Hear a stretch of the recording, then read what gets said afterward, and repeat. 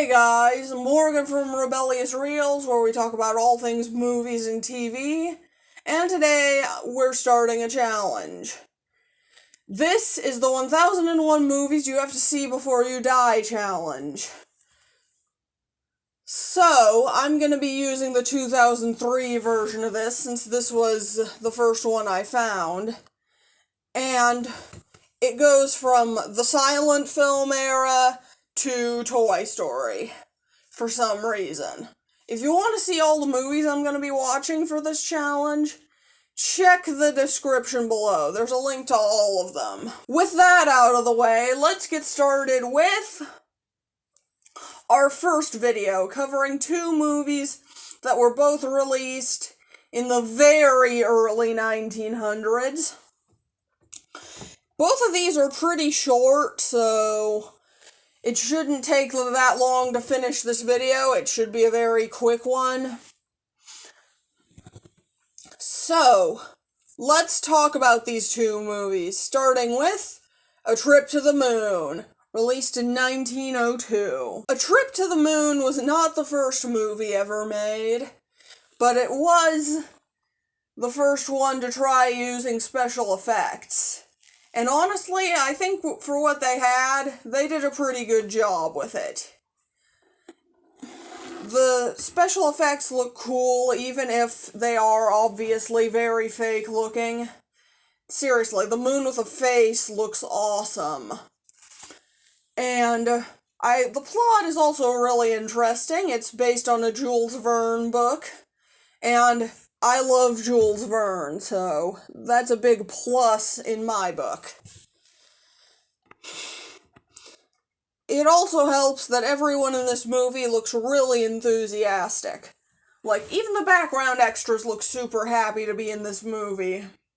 Like, you can tell that they're all having a good time, and it's kind of infectious. That said, the opening scene drags on way too long. Like, seriously, part of that could have been cut. It also doesn't help that some of the costumes look really stupid. Like, what are they wearing in the beginning? Wizard hats? I give this movie a strong 7 out of 10.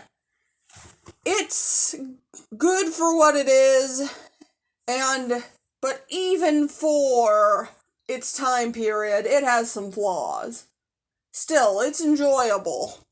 And now, let's move on to our second film, The Great Train Robbery, released in 1903. This movie came out only a year after A Trip to the Moon, and already I can see the improvements. Like, they're using actual locations as film sets, as opposed to those cheap-looking drawings or cardboard cutouts or whatever that A Trip to the Moon was using. And this one has an actual film score, which actually sounds pretty good. Like, seriously, this is some good classical music. Also, the acting has improved significantly since the first movie we reviewed here. And that said, I didn't enjoy the plot quite as much as the first one here. This is mainly because it's a pretty well-written, if somewhat typical Western. Yeah, you could make the argument that A Trip to the Moon is a pretty typical sci-fi movie, but that one had some interesting imagery and goofy charm to make it unique. This one, all the costumes look the same, and I can't tell anyone apart. That may just be because it's in black and white, but I couldn't tell the sheriff and the robbers apart. And that made the plot a little bit hard to follow. Still, despite my criticisms, this is an enjoyable piece of film history. And if you're a film buff, I recommend watching it. Decent 7 out of 10. I didn't enjoy it quite as much as A Trip to the Moon, but it's enjoyable for what it is.